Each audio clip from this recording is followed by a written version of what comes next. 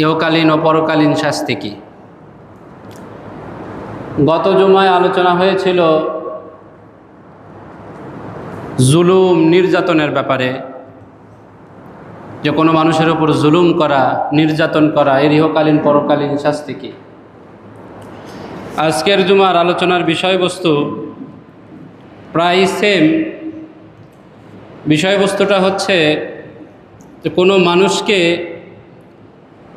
অন্যায়ভাবে কষ্ট দেওয়া, সেটা যে কোনো কষ্ট হোক। একজন মানুষকে শুধু শুধু অন্যায়ভাবে কষ্ট দেওয়া ইহকালীন আর পরকালীন শাস্তি কি।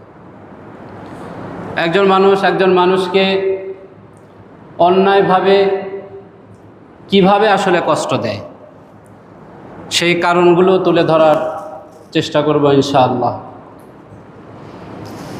মূল আলোচনার পূর্বে পবিত্র কোরআন থেকে ভূমিকা স্বরূপ দুইটি আয়াত আমি আপনাদের সামনে পেশ করতে চাই।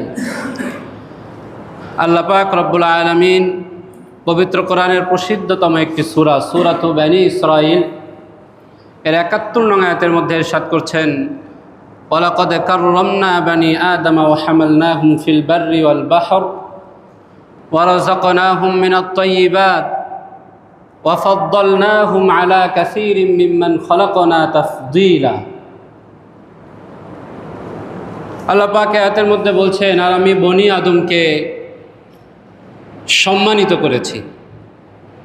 কিভাবে তিনি সম্মানিত করেছেন? ওয়া হামালনাহুম ফিল বাররি ওয়াল বাহর, আমি বনি আদমকে এমনভাবে সম্মানিত করেছি যে তাদের জন্য জলে স্থলে উভয় জায়গাতেই আমি যানবাহনের ব্যবস্থা করেছি।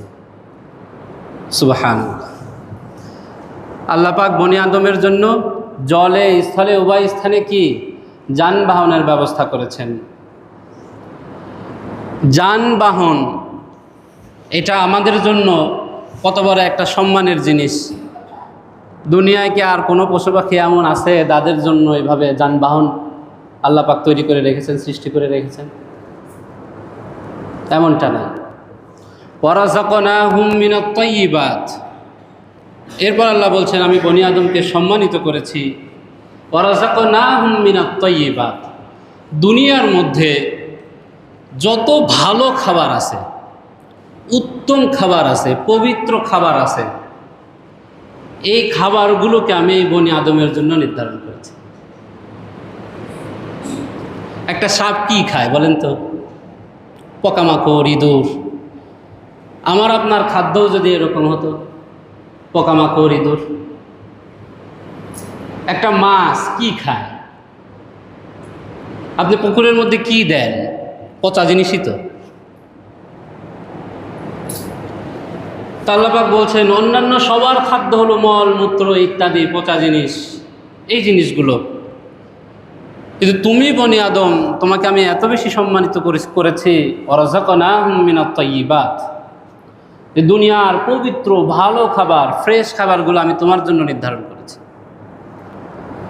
ওয়া ফাদ্দালনাহুম আলা কাসীরিম মিম্মান খালাকনা তাফদীলা, এবং দুনিয়ায় আমার বহু সৃষ্টি আছে, এই সৃষ্টির মধ্যে আমি তোমাদেরকে সম্মানিত করেছি।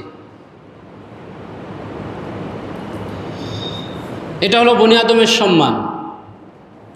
এত সম্মানিত একটা জিনিসকে আপনি অযথাই কষ্ট দিবেন, এটা কি আল্লাহ তাআলার কাছে ভালো লাগবে?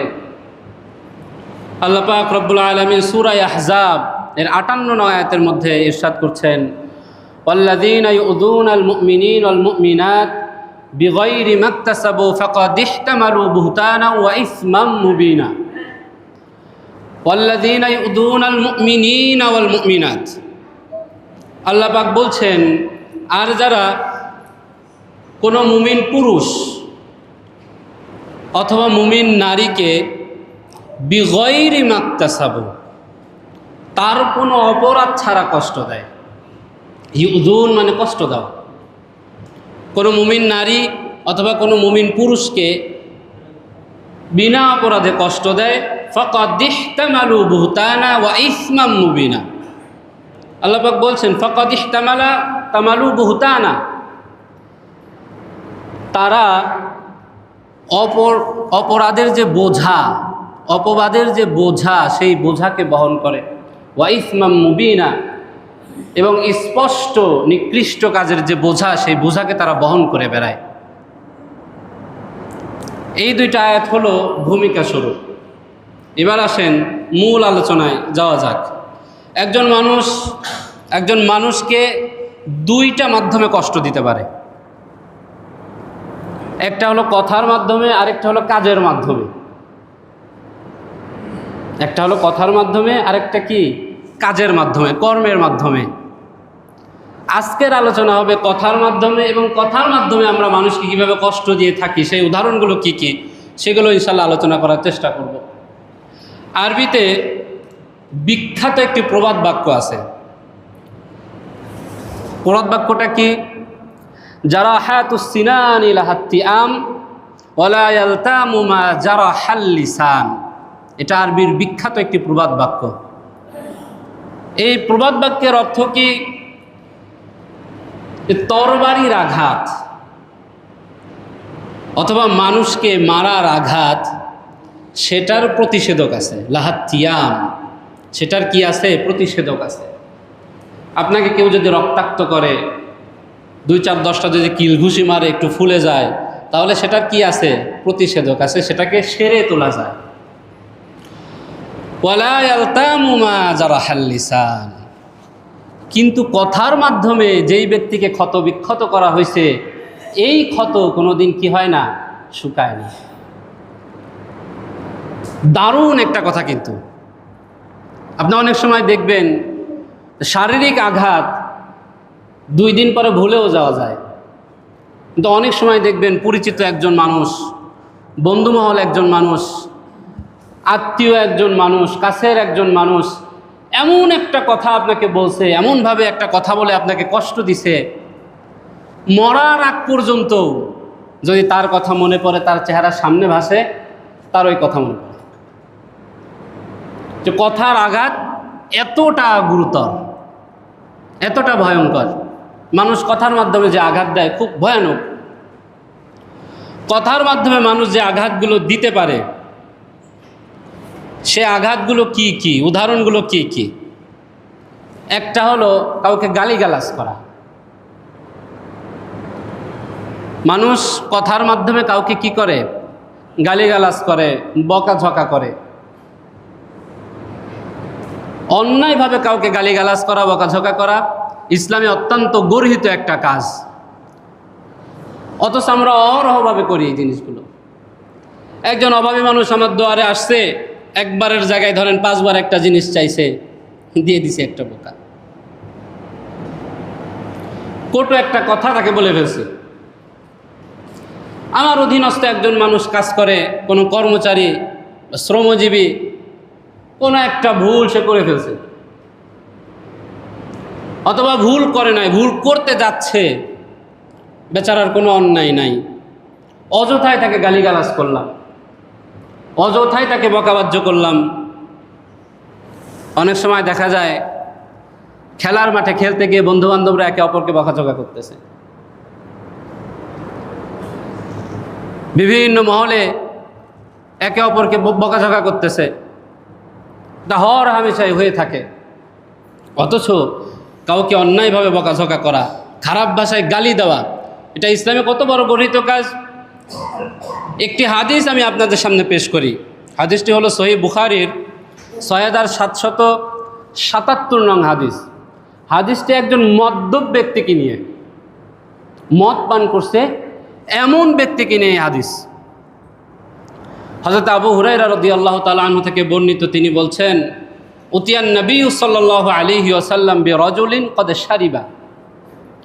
রাসূলুল্লাহ সাল্লাল্লাহু আলাইহি ওয়াসাল্লামের জামানায় এক ব্যক্তি মদ পান করেছেন।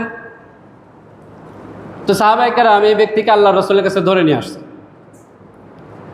তা আল্লাহ রসুলের জামানায় মদ্যপ ব্যক্তির শাস্তি ছিল 40 থেকে 80টা বেত্রাঘাত। এটা হলো মদ্যপ ব্যক্তির শাস্তি। তা আল্লাহ রসুল সাল্লাল্লাহু আলাইহি ওয়াসাল্লাম বললেন, ইজরিবু, সে যেহেতু মদ পান করছে, জঘন্য অপরাধ করছে, তাকে তোমরা প্রহার করো। আবু হুরায়রা রাদিয়াল্লাহু তাআলা আনহু তিনি বলছেন, ফামিন্না যারিবু বিয়াদিহি ওয়া যারিবু বিনালিহি। এ কথা শোনার পর আমাদের মধ্য হতে কেউ কেউ তার হাত দিয়ে অথবা পায়ের স্যান্ডেল দিয়ে ওয়াজারিবু বিসাউবিহি, অথবা নিজের কাছে একটা কাপড় ছিল, ছোট কাপড়, অনেক সময় গামছা এইভাবে মেলে দিয়ে অনেকে মারে না, এই কাপড় দিয়ে এইভাবে তাকে মারা শুরু করলো।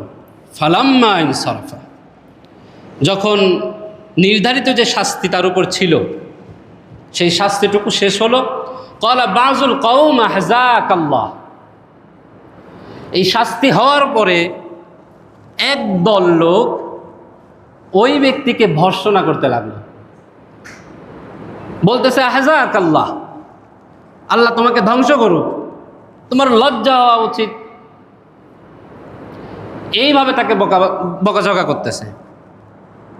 একজন মদ্যপ ব্যক্তি, তার নির্ধারিত শাস্তি হওয়ার পর আমি আপনি তো এই কাজই করতাম, তাকে আর একটু বকাঝকা করে দিতাম, আর অনেক কিছু হয়তো বা তাকে বলতাম।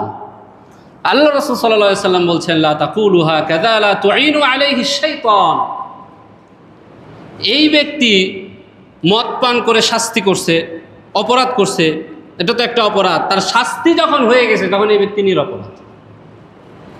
শাস্তিটা যখন হয়ে গেছে তখন এই ব্যক্তি কি? নিরপরাধ, এই ব্যক্তির আর দোষ নাই। তো এখন যে তোমরা তাকে ভর্ৎসনা করতেছো, তোমরা তাকে গালিগালাজ করতেছো, তোমরা তো শয়তানকে সাহায্য করতেছো।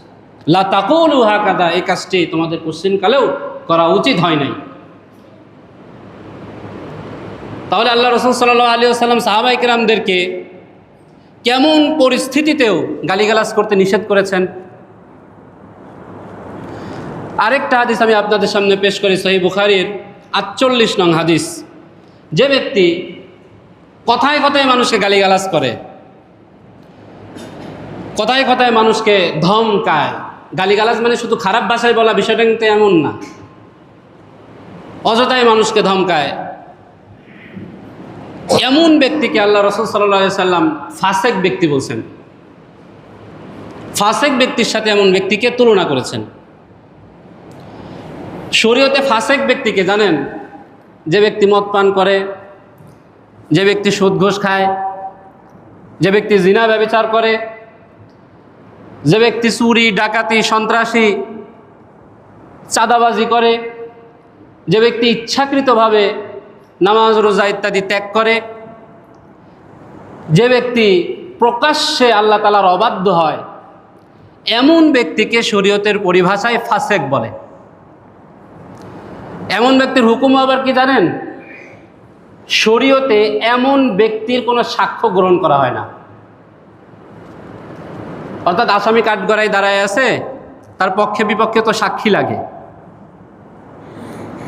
এমন ফাসিক ব্যক্তির সাক্ষী শরীয়তে গ্রহণযোগ্য না। যিনি জজ সাহেব তিনি এমন ব্যক্তির সাক্ষী নেবেন না। গ্রামগঞ্জে কোনো সালিশ বসছে, এমন ব্যক্তির কোনো সাক্ষী গ্রহণযোগ্য না।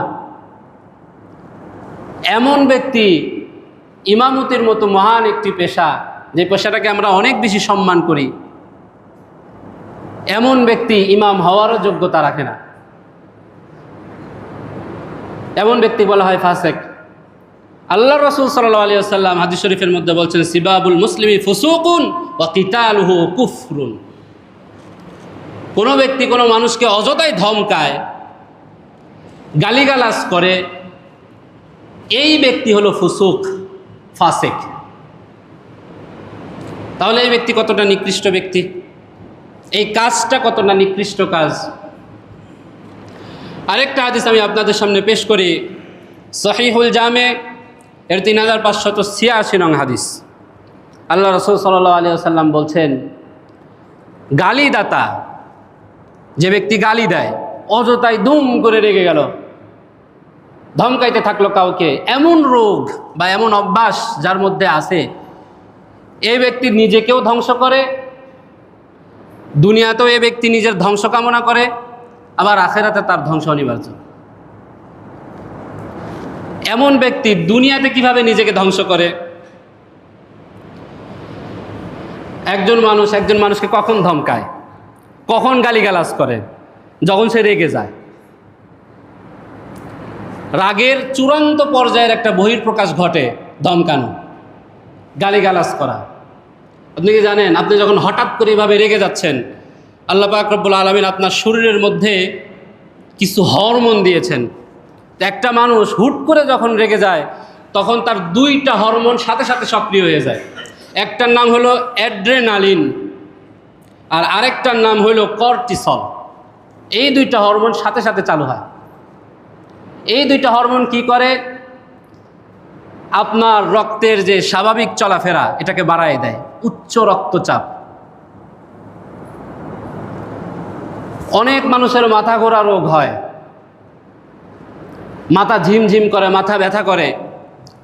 অধিকাংশ কারণ হলো রাগ, খামোখা সে রাগ করে। পান থেকে চুন খসলেই তার রাগ হয়ে যায়, সে মানুষকে ধমকাইতে থাকে, নিজের দেহটাকে অতিরিক্ত আকারে ফোর্স করে অন্যের বিরুদ্ধে। এতে করে হয় কি, হৃদরোগের ঝুঁকি বাড়ে,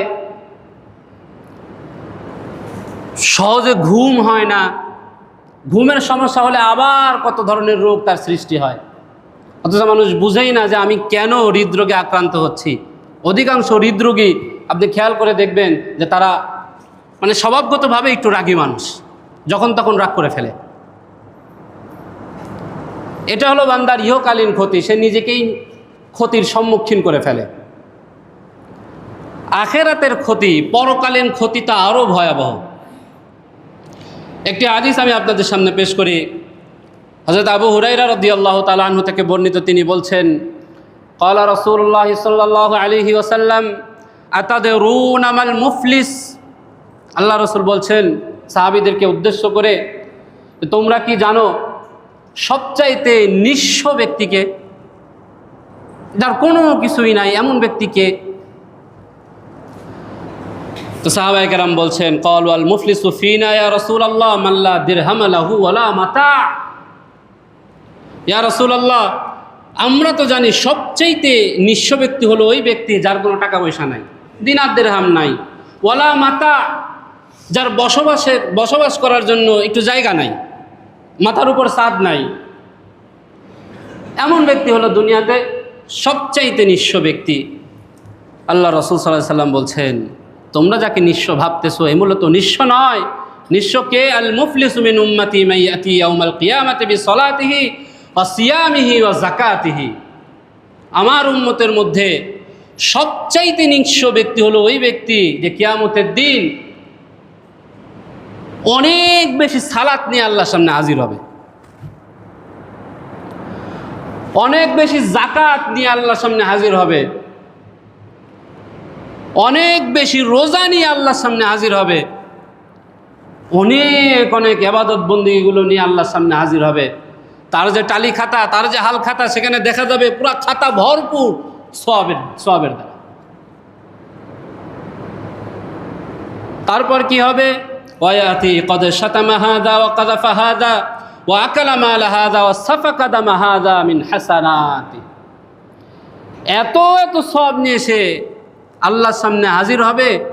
এমন সময় এক ব্যক্তি আসবে, হাদিসের প্রথম শব্দই হলো, প্রথম অংশই হলো এটা, কদ শাতামা হাযা। এক ব্যক্তি আসবে, এসে বলবে, আল্লাহ, এই ব্যক্তি আমাকে খামোখা রাগ করছে, এই ব্যক্তি আমাকে খামোখা রাগারাগি করছিল, আমাকে গালিগালাজ করেছিল। শাতাম শব্দের অর্থ হলো গালিগালাজ করা, ধমক দেওয়া। কাউকে যে অন্যায়ভাবে ধুম করে ধমক দিয়ে দিচ্ছে, এটা রিক্সাওয়ালার সাথে কিছু হয়েছে, ভ্যানওয়ালার সাথে কিছু হয়েছে, মেরে দিলাম একটা ধমক, তুই তো বেটা ভ্যান চালক, তুই তো বেটা রিক্সা চালক, তুই তো বেটা একজন রাজের কাজ করস, মেরে দিলাম একটা ধমক। এই ব্যক্তি কিয়ামতের দিন আপনার ওই সওয়াবের খাতার সামনে হাজির হবে। হাজির হয়ে বলবে, আল্লাহ, এই ব্যক্তি আমাকে গালিগালাজ করেছিল। আল্লাহ রাসূল বলছেন, ওয়াকাযাফা হাযা। আরেক ব্যক্তি আসবে, এসে বলবে, এই ব্যক্তি আমাকে মিথ্যা অপবাদ দিয়েছিল। ওয়াকালা মাল হাযা। আরেক ব্যক্তি এসে বলবে, এই ব্যক্তি আমার সম্পদ অন্যায়ভাবে ভক্ষণ করেছিল। ওয়াসাফাকা দামা হাযা। আরেক ব্যক্তি এসে বলবে, এই ব্যক্তি আমাকে অন্যায়ভাবে মারধর করেছিল, আমার শরীর থেকে রক্ত ঝরিয়েছিল এই ব্যক্তি। এইবার আল্লাহ ওই যে ব্যক্তি অভিযোগ নিয়ে আসছে, গালির অভিযোগ, তাকে বলবেন, তুমি তোমার গালির সমপরিমাণ সওয়াব এর থেকে নিয়ে নাও। এই ব্যক্তি করবে কি? তার নামাজের যে সওয়াবগুলি আছে নিয়ে নেবে। আবার যে ব্যক্তি এসে অভিযোগ জানাইছিল, যে ব্যক্তি আমাকে মিথ্যা অপবাদ দিছিল, ওই ব্যক্তি ধরেন রোজার সওয়াবগুলো নিয়ে যাবে। পরের যে ব্যক্তি অভিযোগ জানাইছিল অন্যায়ভাবে সে আমার ধন সম্পদ খেয়েছে, ধরেন এই ব্যক্তি তার জাকাতের সওয়াবগুলো নিয়ে গেল।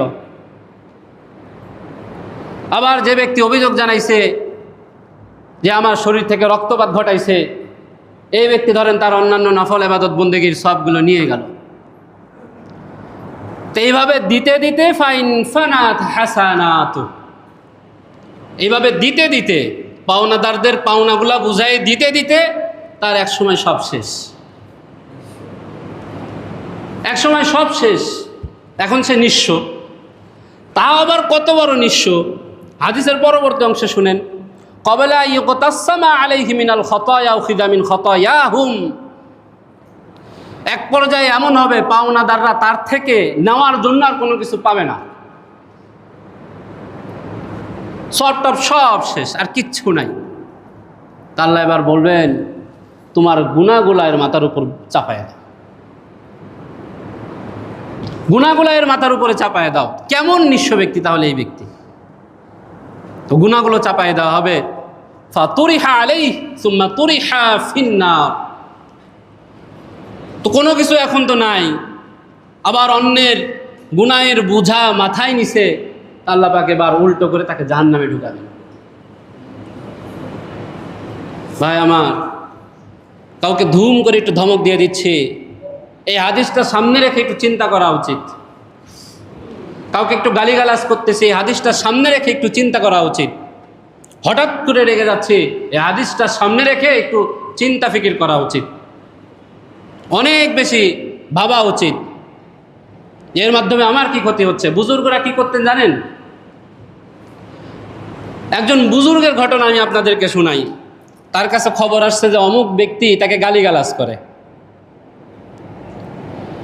তো যখনই তার কাছে এই ঘটনার কেউ বলে, তো সে কিছু টাকা দিয়ে দেয় এবং বলে দেয় যে এই টাকাগুলো তাকে দিয়ে দিও।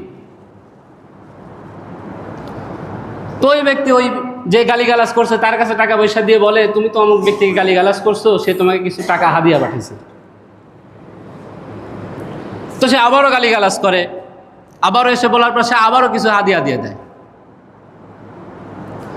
তো এইভাবে করতে করতে যে গালিগালাজ করে সে খুব অবাক, কি ব্যাপার, আমি এর গালিগালাজ করি আর এই ব্যক্তি আমাকে উল্টো হাদিয়া পাঠায়, যা আজকে আর গালি দিব না। মাঝখানে যে ব্যক্তি ছিল ওই ব্যক্তিরা বলে দিচ্ছে, আজকে যে বলো যে আমি আর গালি টালি কোনো কিছু দিব না। তো সে গিয়ে বলছে যে আজকে আর ওই ব্যক্তি আপনাকে গালি দেয় নাই। এই কথা শুনে সে আর কোনো পুরস্কার উপঢৌকনও কোনো দেয় নাই। এখন ওই ব্যক্তি যে গালিগালাজ করছে সে শোনার পর বলতেছে, কি ব্যাপার, গালিগালাজ করলে যে ব্যক্তি উপহার উপঢৌকন দিছে, আমি মনে করলাম গালিগালাজ বন্ধ করে দিই, তা বেশি দিবে, কিছুই দিল না। কারণ জিজ্ঞাসা করার পর বলতেছে, তুমি যে আমাকে গালিগালাজ করতেছো, মূলত আমার সওয়াবের ভান্ডারটাকে তুমি ভারী করতেছো, তুমি আমার উপকার করতেছিলা। হাদিস শরীফের মধ্যে আছে, যাকে গালিগালাজ করা হয় ওই ব্যক্তি ততক্ষণ পর্যন্ত সওয়াব পাইতে থাকে যতক্ষণ না সে তার উত্তর দেয়, ধৈর্য ধারণ করে থাকে, চুপ থাকে, চোখটা নিচে রাখে, পরিবেশটাকে ঠান্ডা করার চেষ্টা করে। এই ব্যক্তি ততক্ষণ পর্যন্ত সওয়াব পাইতে থাকে। তো তুমি গালিগালাজ বন্ধ করে দিছো, আমার সওয়াবের ভান্ডারও বন্ধ হয়ে গেছে, যার কারণে তোমার উপহার উপঢৌকনও বন্ধ হয়ে গেছে। এটা ছিল বুজুর্গদের আমল। তো হুট করে রাগারাগি করা যাবে না। কেউ গালিগালাজ করলে যথাসম্ভব চেষ্টা করতে হবে ঠান্ডা মাথায় তার জবাব দেওয়ার জন্য, সেটার বিরোধিতা করার জন্য। একটা প্রবাদ বাক্য কিন্তু আছে, রেগে গেলেন তো হেরে গেলেন। কথাটা কিন্তু বাস্তব, রেগে গেলেন তো হেরে গেলেন। যে গালিগালাজ করে সে আসলেই হেরে যায়। তো একজন মানুষকে কষ্ট দেওয়ার যে আলোচনা আমরা করতেছিলাম, কথার মাধ্যমে কষ্ট দেয়, এর একটা মাধ্যম হলো কি, গালিগালাজ করে কষ্ট দেওয়া। আরও কয়েকটা মাধ্যম আছে, আরেকটা শুরু করলে এই আলোচনা অনেক বেশি বড়, সহজে শেষ হবে না, আমি এখনই শেষ করে দিচ্ছি। তবে আরেকটা আলোচনার বিষয়বস্তু ছিল দ্বিতীয় নাম্বার, কথার মাধ্যমে একজন মানুষ আরেকজন মানুষকে কষ্ট দেয়, সেটা হলো গীবত আর তহমত। আরও কিছু বিষয় আছে, চগলখড়ি ইত্যাদি করা। এই বিষয়গুলো নিয়ে ইনশাল্লাহ আলোচনা করার চেষ্টা করব। তো আজকের জমায় যে আলোচনা হইল, তো কোনো মুসলমানকে বা যে কোনো মানুষকে অন্যায়ভাবে কি করা যাবে না, কষ্ট দেয়া যাবে না। আল্লাহ পাক রব্বুল আলামিন এটিকে হারাম করে দিয়েছেন। একজন মানুষ আরেকজন মানুষকে কষ্ট দেয় দুইভাবে, কথার মাধ্যমে, কাজের মাধ্যমে। কথার মাধ্যমে কিভাবে কষ্ট দেয়, তাকে গালিগালাজ করলো, সে আলোচনা হইল। আল্লাহ পাক রব্বুল আলামিন আমার হাত থেকে, আমার মুখ থেকে, আমার শরীর থেকে অন্যের যে ক্ষতি হয়, সেই ক্ষতি হওয়া থেকে আপনাকে হেফাজত করেন। আমিন। ওয়া আখিরু দাওয়ানা আলহামদুলিল্লাহি রাব্বিল আলামিন। যারা